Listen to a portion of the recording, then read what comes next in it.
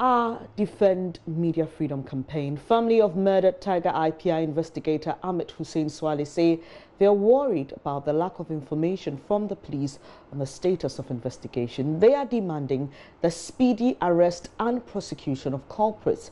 Ghana lost its place as Africa's best-run country in the last World Press Freedom Index. The index made specific reference to the killing of Ahmed Hussein-Suale, noting that, quote, there is not enough protection for journalists in the country, end quote. Maxwell Agbagba has been following up with family of the murdered private investigator as part of our Defend Media Freedom campaign, and there's more in the following report. Hundreds of people are gathered at the Medina cemetery. Some young men here are busily digging soil onto the remains of Ahmed Hussein-Suale. His closest confidant, Anas Ayemaya Anas, is also here. One of the Islamic clerics who officiated the burial ceremony cannot hold back his tears as he says the last prayers for the deceased. It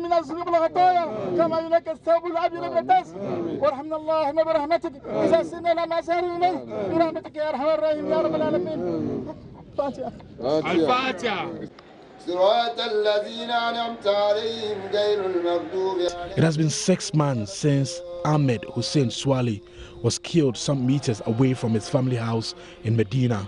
I am back at the place where he normally sits with his friends to chat. I've met his brother, Ibrahim Kamilu Tahidu. He says there's a communication gap between the police and the family now. The gap between the family and the police keep widening by the day.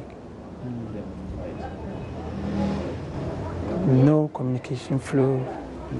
Sometimes trying to get the police to get some information is difficult.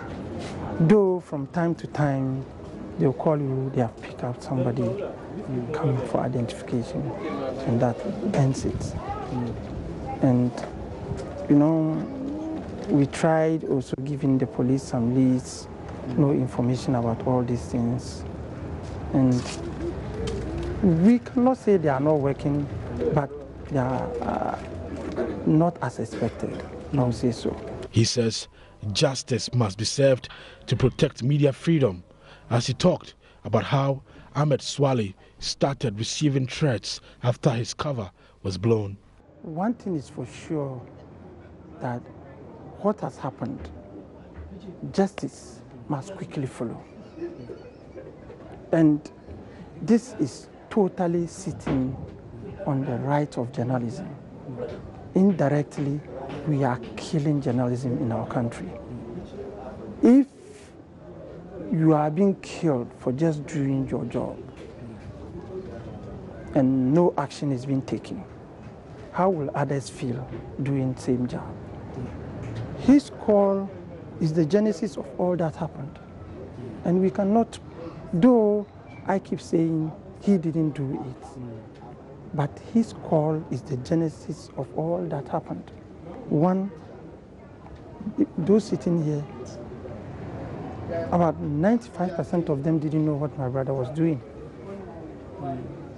They knew he was working. They didn't even know he was a journalist. So when that happened, they started asking, hey, so is that what you're doing? Is that what he's doing?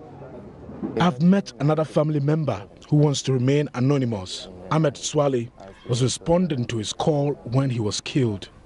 He became a subject of interest for police investigations. Yeah, I called him for him to come so that we could take the child to the hospital. So he was responding to my call while the incidents happened. I was the last person he could talk to through phone call. Yes, I saw him, but by then he has gone. Yes, by then he was outside. He was in a pool of blood. The nurses, and then they were trying just to make sure that the covered, but by then he was gone. We have waited for long. We didn't know that it would have been taking time like this. But anytime we try to talk to them, or you go there, they are giving you stories upon stories. The investigation are still going on. We are waiting. Anas described the killing as an attack against journalists and not an individual. This is not about the Tiger Eye person. The life of an investigative journalist has come to an end. It could happen to any other journalist in this country. And that's why I kept on saying that this whole fight is against journalism and not personalities or organizations. Not just Ghana, everywhere. Sometimes when you have a right and you feel you have arrived and you don't do anything to protect that right, they take it back from you. And as journalists, we should keep pushing the frontiers of free press. Behind this giant grain gate here at the Medina Cemetery lies the remains of Ahmed Hussein-Suale. Days after he was killed, the then Inspector General of Police, David Asante Pietu, announced a 30,000 reward for anyone who could help find the killers. But many months after, the killers are yet to be found. The wheels of justice grind slowly, but perhaps this time they are grinding slower than usual. JoyNews is yet to get a response from the Ghana Police Service after we contacted them for an update on investigations and other claims made by the family.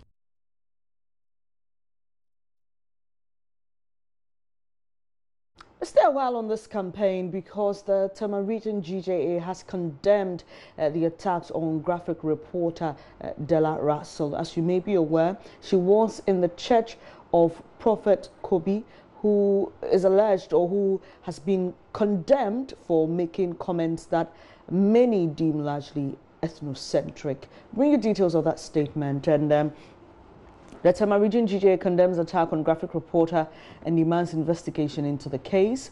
And it says it has received with pain in their hearts and affliction to their souls another attack on a journalist who was on her constitutionally permitted duty in the interest of the nation.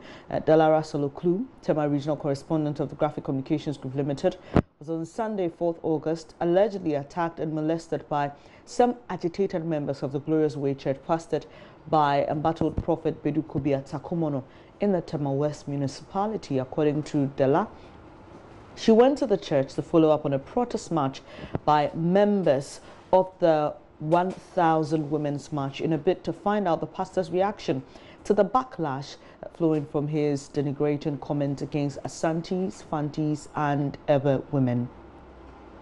Now, they say that they consider the attempt by the church members to attack her reprehensible and uncivilized way of addressing such a case in the democratic dispensation. And they continue to say mob injustice has been a grave cancer wreaking havoc on innocent lives. And so for members of a church professing to be worshippers of a merciful and forgiving God to engage in an act as narrated by the journalist can be best described as unchristian, ungodly, and an affront to the holy word of God.